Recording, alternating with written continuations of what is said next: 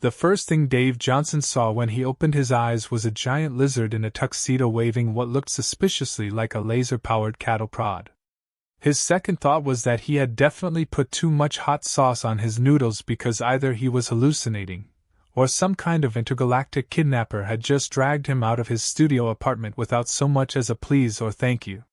He had fallen asleep on his couch at 2 a.m. after binge-watching a marathon of old American Gladiators episodes, so his brain struggled to process the new reality where gravity felt optional, the air tasted like pennies, and a massive crowd of neon-colored aliens was roaring somewhere beyond the steel gates in front of him.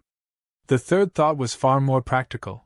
He was still holding his half-eaten instant noodles, and he was really hoping the sauce stain on his shirt wouldn't be the last thing history remembered him by. The lizard thing poked him in the side, clearly impatient, and Dave tried to wave it off. He was convinced this was some kind of prank show. He had seen enough reality TV to know how this worked: get the weirdest possible celebrity, throw in some unsuspecting average Joe, add wacky obstacles, and then boom, ratings gold. Maybe there would be a cash prize. Maybe a lifetime supply of ramen. He grinned nervously at the alien, mumbling something about signing a release form before being on camera. The lizard just tilted its head, unimpressed, and hissed a series of guttural syllables that made the walls vibrate. The gate in front of Dave groaned as it began to rise. Light flooded in. Deafening cheers followed. It was only then that Dave got his first real look at the arena. It was colossal, big enough to fit 10 football stadiums inside it, with tier upon tier of seats packed with every kind of creature Dave's late-night sci-fi idle brain could imagine. Some had too many eyes, others too many arms, and several looked like houseplants with attitude problems. They were all chanting something he couldn't understand, but it had the rhythmic certainty of a crowd baying for blood.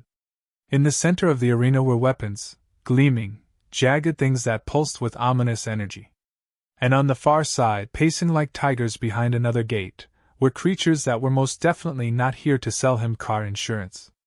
Dave froze as the reality finally punched through his sleep-deprived haze. This wasn't a prank. It wasn't a game show. It was a fight. The kind with permanent consequences. The kind where Dave was pretty sure the only prize was not being turned into a puddle. His stomach dropped into his shoes, and he glanced down at the sad little plastic fork in his hand. Across the arena, a massive beast resembling a rhinoceros mixed with a chainsaw slammed against the bars of its gate, sparks flying as it roared. Dave did what any sensible man would do under the circumstances. He screamed like a kettle hitting boil and bolted behind the nearest rock. Up in the royal balcony, the alien warlords observed everything with thinly veiled amusement. These were creatures who had built empires on violence and spectacle. For centuries they had pitted the deadliest warriors from conquered worlds against each other in this very arena, bathing in the glory of their champions while raking in fortunes from the galaxy's richest gamblers. This latest acquisition from Earth was supposed to be the apex predator of his planet, handpicked after intercepting decades of broadcast signals filled with Earth's greatest warriors, figures like boxers, wrestlers, martial artists, and soldiers of legend. Unfortunately, a translation glitch had dumped all of Earth's game shows, reality TV, and professional wrestling into the same folder as its documentaries on real combat sports. The warlords had apparently confused theatrical body slams and inflatable obstacle courses with genuine warfare. Hence, Dave Johnson, former substitute gym teacher and reigning champion of losing his own keys, now stood as Earth's so-called ultimate fighter. The gates across the arena crashed open. The rhinoceros chainsaw hybrid charged forward, snorting fire, eyes glowing red. The crowd erupted. Dave yelped, grabbed the first weapon he saw, which turned out to be a spatula, possibly ceremonial, definitely useless, and stumbled backwards so fast he tripped over his own foot. He rolled across the ground, narrowly avoiding being trampled, while the creature slammed headfirst into the rock he had hidden behind, splitting it clean in two. Dust rained down as Dave scrambled to his feet, waving the spatula like a man fending off a bear with a toothpick. By sheer luck, as the beast lunged again, Dave slipped on the arena's sandy floor and fell flat. The creature overshot, skidding across the ground, slamming headlong into one of the weapon racks. Blades, spears, and electrified maces rained down on its back. One of them, humming with lethal energy, discharged on impact, sending a jolt through the beast so powerful it roared once before collapsing in a smoking heap. The arena went silent for half a second. Then it exploded in cheers. Up in the betting boxes, several warlords cursed violently. One had bet heavily that the human wouldn't survive 5 seconds. Another had predicted he'd be eaten before screaming. Instead, the idiot with the spatula was standing over a smoldering corpse, shaking like a leaf, but undeniably alive. Dave raised his hands automatically, not out of victory but sheer confusion, and the crowd roared even louder. Someone threw what looked like alien popcorn into the arena. A group of neon-skinned teenagers began chanting his name, or at least, something that sounded vaguely like Dave, with too many vowels. The announcer, a floating orb with a voice like a chainsaw gargling gravel, bellowed something across the arena. More gates opened. More creatures snarled and scraped the ground with lethal claws. Dave looked at the spatula, looked at the incoming death parade, and seriously considered fainting. This was not how his day was supposed to go. He had planned to nap, maybe apply for jobs online, possibly microwave something that didn't involve alien murder beasts. Instead, he had somehow become the galaxy's newest entertainment phenomenon. Somewhere deep in the arena tunnels, alien bookies were already recalculating odds. The crowd smelled chaos and loved it. The warlords exchanged glances filled with irritation and intrigue. And Dave Johnson, kneeling in the dirt with a bent spatula and a sauce-stained shirt, realized he had just accidentally survived his first gladiator battle through what could only be described as catastrophic luck. Dave spent the next hour being dragged through the alien equivalent of a locker room while trying to convince anyone who would listen that this was all a terrible misunderstanding. The problem was that none of the creatures around him seemed interested in listening. The towering insectoid medic with 4 arms jabbed glowing syringes into him without explanation. A reptilian attendant shoved a helmet on his head that was 3 sizes too big. Somewhere overhead, a booming voice replayed his accidental victory on giant holographic screens for the crowd outside. Every time the image of the charging beast exploding in sparks flashed across the sky, the arena erupted in wild cheers. Dave kept muttering that it was an accident, that he was not a fighter, that the spatula was definitely not his weapon of choice, but no one appeared to care. Apparently, the human underdog had become an overnight sensation, and the betting pools were going insane. By the time the dust settled, alien reporters were swarming around trying to get comments from the so-called champion. Their microphones looked suspiciously like carnivorous plants. Dave waved them off, mumbling about needing coffee, which of course meant nothing to them. The warlords, watching from their luxurious balcony, were already scheming. The human was untrained, unarmed, and clearly terrified, yet somehow his survival had sent the arena's ratings through the roof. Fans loved him. Merch vendors outside the stadium were already selling little action figures of him holding his trademark spatula. The youngest warlord, with eyes like molten gold, smirked as he suggested increasing the stakes. Make the fights deadlier, the challenges harder, and let the human burn bright and die fast. It would be perfect entertainment. Meanwhile, Dave found himself in what passed for a training room. The place reeked of sweat, ozone, and something suspiciously like cabbage. A hulking alien trainer with biceps bigger than Dave's entire torso handed him a glowing spear and barked instructions in a language Dave didn't understand. When Dave tried to mimic the trainer's moves, the spear promptly backfired, launching a plasma bolt straight into the ceiling and setting off a sprinkler system that rained down purple slime instead of water. The trainer slapped a palm over his eyes while Dave apologized to everyone in the vicinity, including the ceiling. To his increasing horror, Dave was introduced to other gladiators, the ones who actually knew what they were doing. There was Lord Hack the Slicer, a creature covered in serrated armor plates whose hobbies appeared to be decapitation and glaring menacingly. There was Zriga of the Void, a silent assassin whose shadowy form seemed to flicker like a bad TV signal. And there was something called the Devourer, which didn't bother with introductions because it was too busy eating the metal bars off its own cage. All of them eyed Dave with varying degrees of contempt and hunger. The human waved awkwardly, clutching his bent spatula like it might actually protect him. During one particularly embarrassing training sequence, Dave tried out a weapon that resembled a spinning energy boomerang. He threw it the wrong way, panicked when it rebounded toward his head, and ducked so suddenly that it slammed straight into a stack of fuel canisters. The resulting explosion singed off the trainer's eyebrows and filled the room with the smell of burning cabbage again. When the smoke cleared, Dave was crouched behind a crate, coughing and apologizing profusely while the other gladiators stared at him in disbelief. Somehow, through sheer incompetence, he had accidentally discovered that the boomerang could be used to ricochet off surfaces to hit multiple targets. The trainer made a thoughtful noise, as if maybe this idiot human was onto something after all, while Dave just tried not to cry. Outside the arena, things were spiraling. The alien bookies, those shadowy figures who profited from every fight, were furious about the unexpected outcome of the first battle. They had lost a fortune on bets predicting the humans' immediate demise. Now, with fans demanding more of the bumbling champion, the bookies conspired with certain warlords to ensure the next fight would be his last. They whispered of traps, poisoned weapons, and releasing creatures so dangerous they had been banned from the arena decades ago. All of it would be disguised as chance, of course. The crowd loved tragedy almost as much as victory. Dave, completely unaware of these plots, was more concerned with the arena food. He had managed to trade a few accidental autographs for something resembling a sandwich, although it glowed faintly and occasionally twitched. He sat on a bench in the corner, chewing carefully while watching alien cleaners scrub down the floor with long-handled tools that sparked with disinfectant energy. They were the only ones who didn't look at him like either a meal or a rival. In fact, when he asked them for extra napkins, one of them nodded politely and handed him a whole stack. Grateful for any kindness at all, Dave started chatting with them, learning that they were basically invisible to the warlords and gladiators alike. No one paid attention to janitors.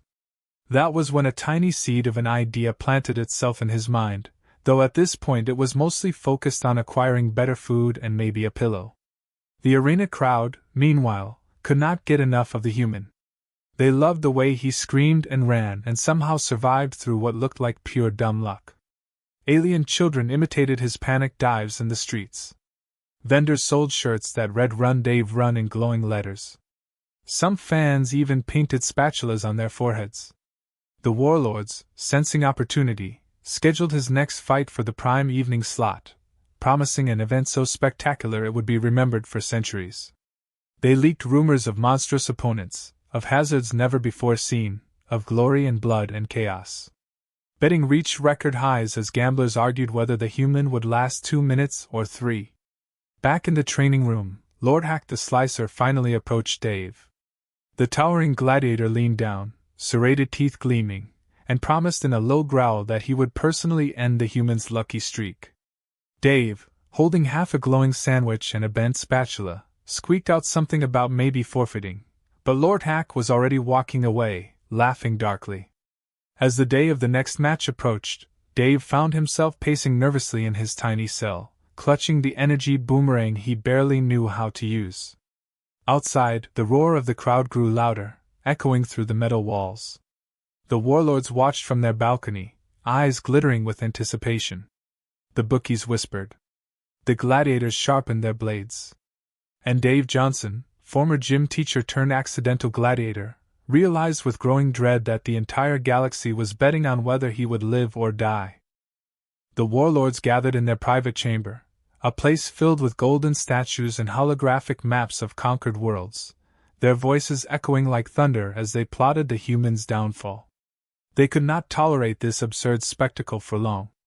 Dave Johnson was supposed to be a quick, bloody joke, a 5-second distraction before real gladiators brought in the ratings. Instead, he had become a fan favorite. Merchandising deals, chants in the streets, viral holoclips showing him tripping over his own feet while somehow surviving against monsters designed to kill with style. The younger warlords worried that this chaos-loving crowd might start questioning their authority if the human kept defying expectations. And so a plan was born. The next battle would not just kill him, It would humiliate him so completely that the audience would laugh at their former hero as he was torn apart. Down in the arena tunnels, Dave was pacing like a man awaiting both his execution and a dental appointment at the same time. His stomach twisted itself into knots as the roar of the audience rattled the walls. He had been handed a shiny new weapon that looked like two sticks attached by a glowing chain, which he had immediately managed to smack himself in the knee with.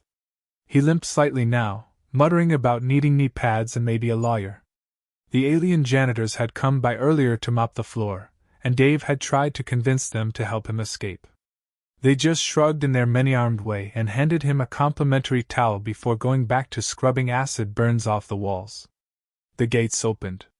The crowd screamed his name, or at least something approximating it, thousands of throats, chanting in unison as the announcer bellowed over the chaos. Dave stumbled into the arena under blinding lights, squinting as he tried to keep his knees from shaking visibly. Across the sands, 3 gates opened at once. The first released a beast that looked like someone had glued chainsaws to a gorilla. The second released a squad of heavily armed gladiators, all veterans with scars and trophies dangling from their belts. The third released something so huge it made the ground tremble when it moved. A scaled creature with 6 eyes and jaws big enough to swallow a truck roared so loudly the air itself seemed to shiver. The crowd loved it. Dave did not. He gripped his glowing chain weapon, eyes wide, heart pounding as every opponent advanced on him at once. He tried to remember the moves his trainer had shown him, but all he could think about was how very sharp everything looked. The squad of gladiators moved first, surrounding him in a half-circle while the monsters flanked them. Somewhere up in the royal balcony, the warlords watched with thin smiles. It was the perfect trap. Then, somehow, everything went wrong for them and right for Dave in the most ridiculous way possible. As the gladiators closed in, Dave swung his chain weapon wildly, intending only to keep them back. Instead, the glowing chain wrapped around the leg of the charging gorilla chainsaw hybrid. When Dave panicked and yanked backward, the beast tripped, crashing straight into the squad of gladiators like a runaway truck. Sand and bodies flew everywhere. Weapons clattered. One of the gladiators accidentally stabbed another in the chaos. The crowd gasped, then roared with laughter. Dave stood frozen in the middle of it all, holding the end of the chain like a man who had just pulled the world's deadliest party trick. The 6-eyed creature lunged next, jaws gaping, and Dave did the only thing he could think of. He threw his water bottle straight into its mouth. It was not even a weaponized water bottle. Just ordinary arena-issue hydration. The creature bit down, crunched the metal, and immediately started coughing. Apparently it was allergic to whatever passed for purified water around here. It staggered backward, sneezing fire in all directions, one blast of which hit a pile of stored fuel canisters. The resulting explosion sent gladiators flying, sand turned to glass under the heat, and the 6-eyed monster collapsed in a smoking heap. The crowd went insane. Entire sections chanted his name. Alien children waved spatulas in the stands. Vendors sold glowing drinks named after him on the spot. The warlords exchanged worried looks for the first time. This was supposed to be a flawless execution. Instead, the human was accidentally turning into the biggest star the arena had ever seen. Dave himself had no idea how he was still alive. He stood in the center of smoking craters, hair standing on end, armor dented, gripping his chain weapon like it was a lucky rabbit's foot. His legs wobbled. He considered fainting. But then the announcer, clearly sensing the drama, shouted something about a surprise twist. From beneath the arena, a new threat emerged. The ground cracked open, sand falling into darkness as something massive slithered below. A creature the size of a train erupted from the pit, a worm with teeth like jagged mountains, eyes glowing molten red. The warlords had saved this beast for centuries, a legend whispered about in gladiator barracks, a creature so dangerous it had devoured entire teams before. The audience fell silent for a heartbeat, awestruck. Dave just stared at it, speechless, until it lunged straight at him. He ran. Of course he ran. He sprinted faster than he had in high school track, faster than when his ex-wife had caught him trying to fix the washing machine by hitting it with a hammer. The worm crashed after him, ripping up the arena floor, swallowing entire chunks of stone. Dave tripped, rolled, barely avoided being eaten whole, and threw his chain weapon at its face. It bounced off harmlessly. Then, by complete accident, Dave hit the arena's control panel instead. The panel sparked violently, every trap and hazard in the stadium activating at once. Spinning blades shot out of walls, fire pits roared to life, net launchers went haywire. The worm thrashed, caught in half a dozen traps at once, roaring in confusion before collapsing under a falling spike ceiling plate clearly meant for dramatic finales. The audience lost its collective mind. The noise was deafening. Dave stood there in the settling dust, trembling, while the announcer declared him victor yet again. Up in the royal box, the Warlords seethed. This idiot human had just survived 3 assassination attempts, 2 monsters, and a death worm by sheer coincidence. Worse, the entire galaxy was eating it up. Ratings were higher than ever. Merch sales had tripled in the last hour. The youngest warlord suggested poisoning him next time. Another proposed dropping him into a volcano. But the eldest, silent until now, just narrowed his eyes and muttered that the human was becoming a problem bigger than any of them had anticipated. Down in the arena, Dave limped toward the exit, covered in soot and sand, muttering to himself about wanting to go home. Somewhere in the chaos, a mysterious figure in a hood watched him closely, as if seeing potential the Warlords had missed. The crowd kept chanting his name. The galaxy's unlikeliest gladiator had survived again, and the story was far from over. Dave woke the next morning to the sound of something large and scaly banging on the bars of his cell. His head pounded, his muscles ached from running for his life the day before, and his armor smelled faintly of smoke and regret. The scaly creature shoved a tray of food through the bars, though Dave was pretty sure the green pudding on it was moving on its own. He muttered thanks anyway, because when you were trapped in an alien death arena it seemed wise to be polite to anyone delivering breakfast. Outside the cell, the usual roar of the crowd was missing. Instead there was a low hum of voices, as if the entire arena was holding its breath. Something was brewing. He was soon escorted to what passed for a training hall, though it looked more like an armory designed by someone with anger issues. Weapons of every shape and size lined the walls, glowing, humming, or dripping with substances Dave tried not to identify. His trainer, the hulking alien with the patience of a tired bulldozer, handed him 2 sticks connected by a chain and barked instructions again. Dave took one swing, the chain wrapped around his own arm, and he yelped as he nearly knocked himself unconscious. The trainer groaned, rubbing his forehead, while Dave tried to pry the weapon off his elbow. The janitors were there too, scrubbing at a scorch mark from yesterday's worm fiasco. Dave had grown oddly fond of them. They never judged, never glared, never threatened to eat him. They just cleaned in silence while chaos raged around them. During a break in training, Dave wandered over and asked if they knew anything about the next fight. One of them, a small creature with far too many eyes, whispered that the Warlords were planning something special. Something involving the biggest gladiator in the arena. Dave's stomach sank. He already knew who they meant. Lord Hack the Slicer. The name alone made veteran fighters nervous. Dave had seen him sharpening blades longer than Dave's entire body, his serrated armor glinting under the arena lights like a promise of violence. The crowd adored him, the Warlords respected him, and the bookies were already setting odds on how many seconds Dave would last against him. The number 3 kept coming up. 3 seconds before Lord Hack sliced the human into decorative pieces.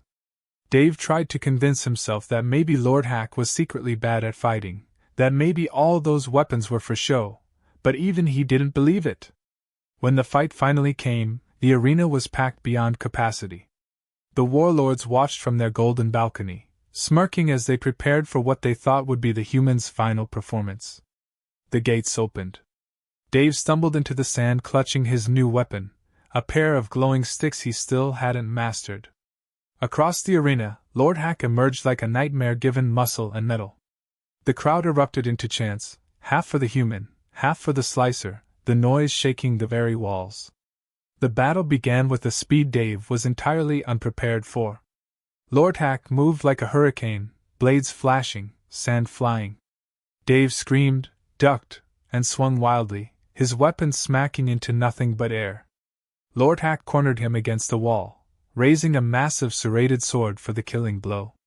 Dave tripped over his own feet, fell flat on his back, and Lord Hack's swing missed by inches, carving a smoking trench into the stone floor instead. The crowd roared at the near miss. Dave scrambled away, hard hammering, swinging his weapon in blind panic. By sheer accident, the chain wrapped around one of Lord Hack's smaller blades. When Dave yanked it free, the weapon flew into the stands, landing in the lap of a very surprised spectator. Lord Hack growled, eyes narrowing. The crowd was now laughing, half of them chanting Dave's name again as though this was all part of some brilliant strategy rather than blind luck. The fight raged on. Lord Hack drove Dave toward the center of the arena, blows coming faster than Dave could dodge. Finally, with nowhere left to run, Dave raised his sticks to block a strike. The glowing weapons clashed, sparks flying, and somehow the energy chain between them tangled around Lord Hack's arm.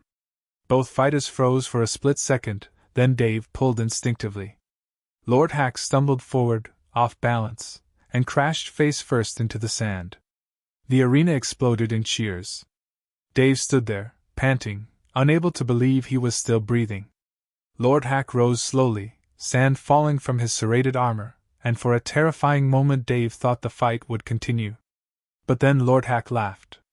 A deep, rolling laugh that echoed across the arena.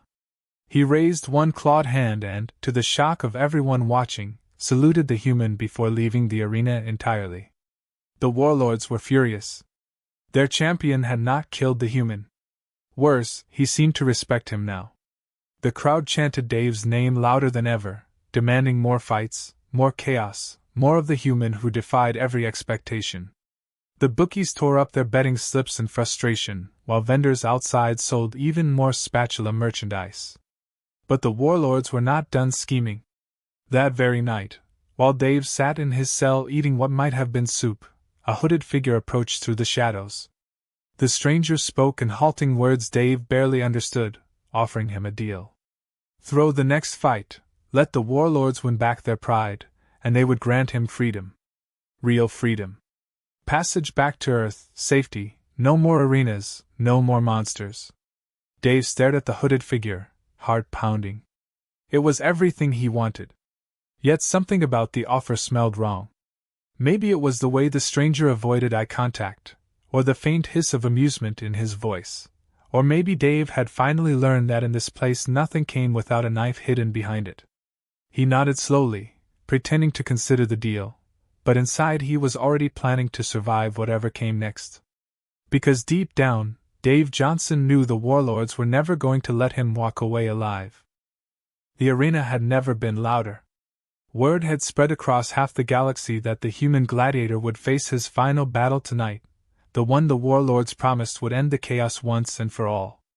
Every seat was filled, creatures of every shape and size crammed together, waving banners with Dave's name scrawled across them, or holding signs demanding his inevitable demise. The warlords watched from their balcony above it all, faces carved from stone, hiding the fury boiling beneath the surface. They had given strict orders this time. No mistakes. No accidents.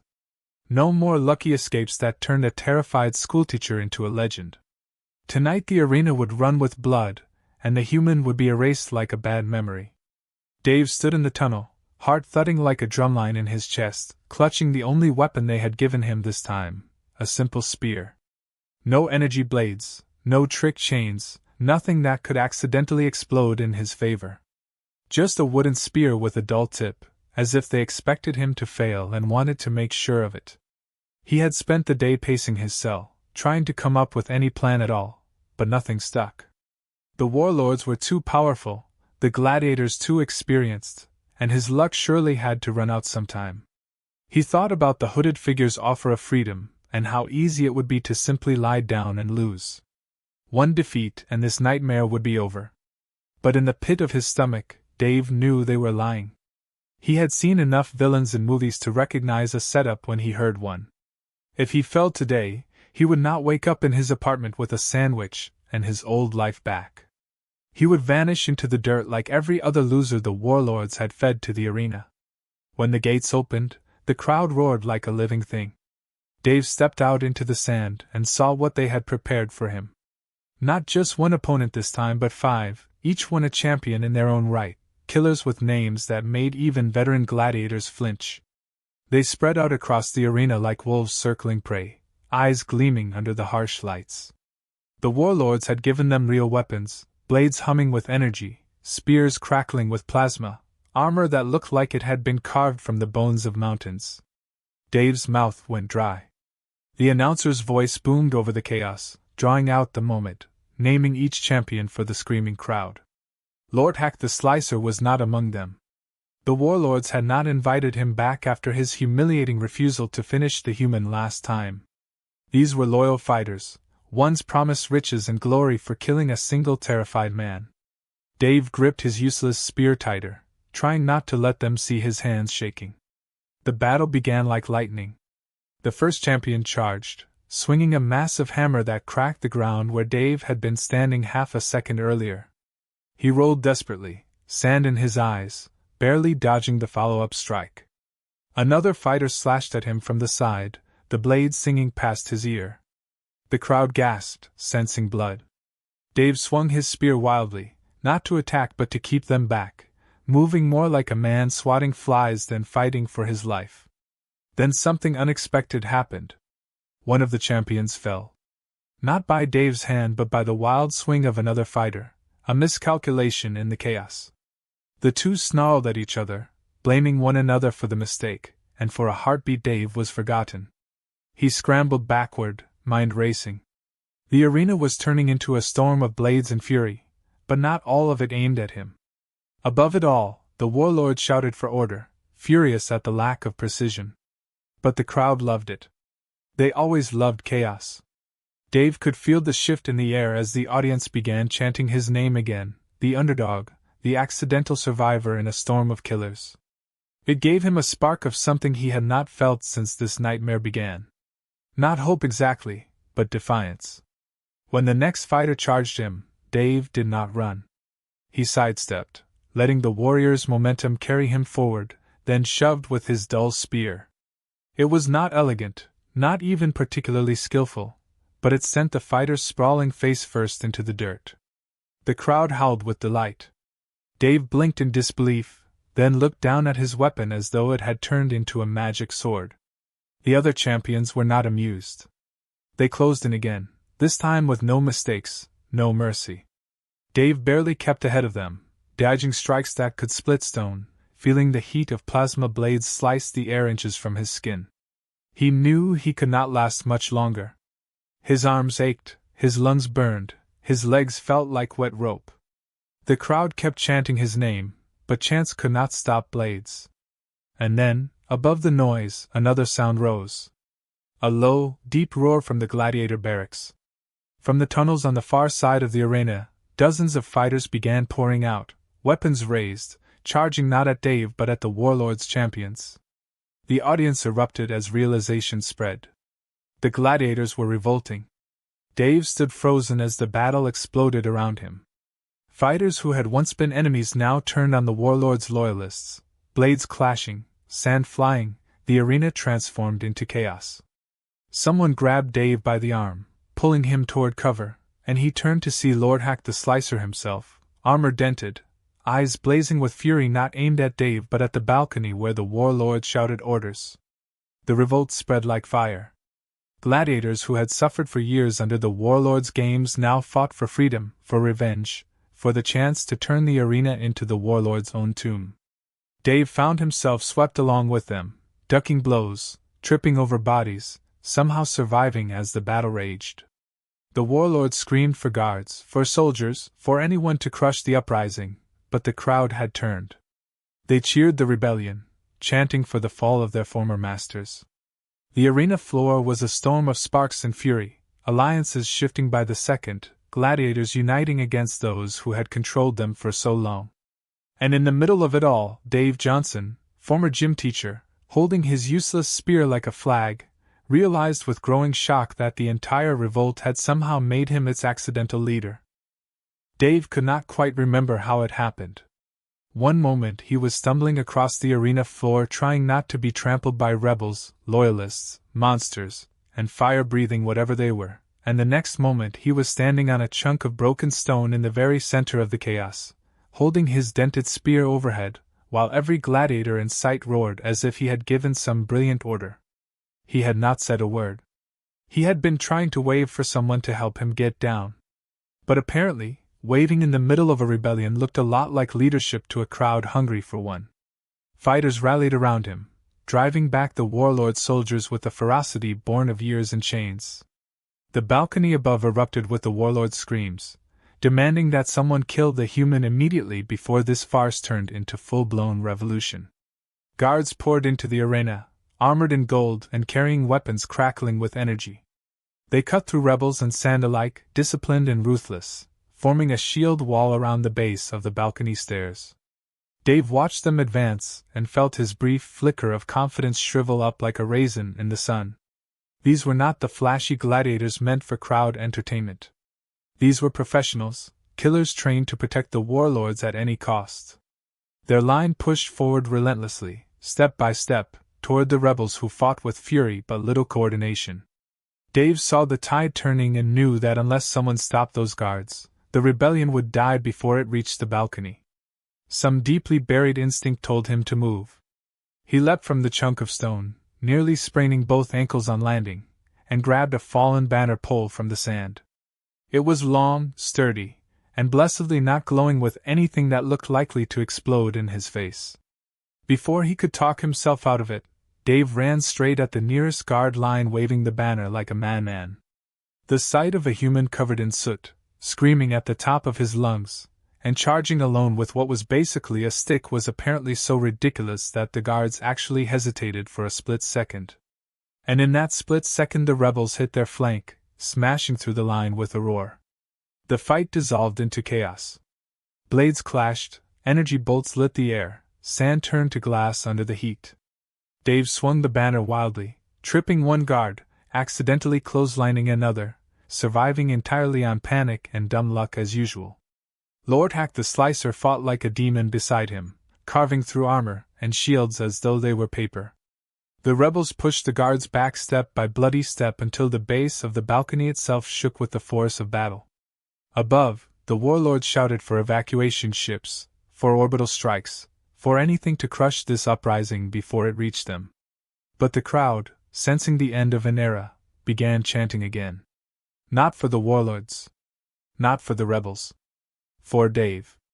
His name thundered from tens of thousands of throats, echoing through the stadium, shaking the very walls. Dave looked up mid-swing, eyes wide, realizing the entire galaxy was apparently watching him lead a revolution he had never agreed to start. The guards fell one by one until the stairs to the balcony lay open. The rebels surged upward, Lord Hack at their head, carving a path through the last defenders. Dave stumbled along behind them, tripping over bodies, nearly brained by falling debris, clutching his battered spear because it was the only thing keeping his hands from shaking. They burst onto the balcony where the warlords waited in a ring of golden armor. The eldest warlord stepped forward, eyes burning with fury, his voice carrying over the din as he accused Dave of treachery, rebellion, and crimes worthy of 1,000 deaths. Dave opened his mouth to protest that he had never wanted any of this, that he would have happily gone home and never fought anything scarier than a stuck pickle jar again, but no one heard him. The eldest warlord drew a blade longer than Dave was tall and advanced with murderous intent. What followed could only be described as the least dignified duel in history. The warlord moved with terrifying speed, each strike shaking the balcony floor, while Dave dodged, stumbled, and blocked with the sheer desperation of a man who had no idea what he was doing. He tripped over a fallen guard, the warlord's blade missed his head by inches, and in scrambling backward Dave accidentally slammed his spear into the balcony's central control panel. Sparks erupted. Holographic screens across the arena lit up at once, broadcasting not just the battle but the warlord's secret archives for the entire crowd to see. Financial ledgers, betting fraud, assassination orders, rigged games stretching back centuries, all of it poured into the sky above the arena in glowing letters 10 feet tall. The crowd read in stunned silence before erupting into a roar of betrayal and fury aimed not at the rebels or the human but at the warlords themselves. Their empire of blood and sport unraveled in real time before millions of witnesses. The warlord hesitated for one fatal second, staring up at his own crimes blazing across the sky. Lord Hack did not hesitate. He struck from the side, sending the warlords sprawling. The other rebels crashed through the remaining guards, dragging the surviving warlords down under a wave of blades and rage. The balcony shook as centuries of rule ended in violence and smoke. When the dust cleared, Dave was somehow still standing. The crowd chanted his name louder than ever, demanding victory, demanding freedom, demanding something new to rise from the ashes of the old. The surviving gladiators lifted Dave onto their shoulders before he could protest, shouting that by arena law, the one who toppled the reigning rulers inherited their throne. Dave tried to explain that he was a gym teacher from Ohio and had no idea how to run anything larger than a dodgeball game, but no one listened. By unanimous roar of the crowd, Dave Johnson was declared Emperor of the arena. His first act as Emperor, once he stopped hyperventilating, was to abolish the death matches entirely. The arena would host games still, but ones where no one ended up as monster food. Sports, comedy acts, maybe some concerts if they could find anyone willing to perform where a giant worm had died last week. The galaxy cheered as chains were broken, gladiators freed, and the warlord's empire crumbled into history. Months later, Dave finally found himself back on Earth courtesy of a very confused interstellar council who decided letting him go was easier than dealing with him as a head of state. He stepped off the shuttle expecting parades, interviews, maybe a statue or two. Instead, he discovered that Earth thought the whole thing had been a viral marketing campaign for an energy drink. Footage of his battles had been turned into memes, his speeches remixed into dance tracks, and one company was already selling a limited edition spatula in his honor. Dave Johnson, conqueror of the arena, slayer of warlords, emperor by accident, stood on his own planet once more holding a grocery bag full of instant noodles and wondered if anyone would ever actually believe him.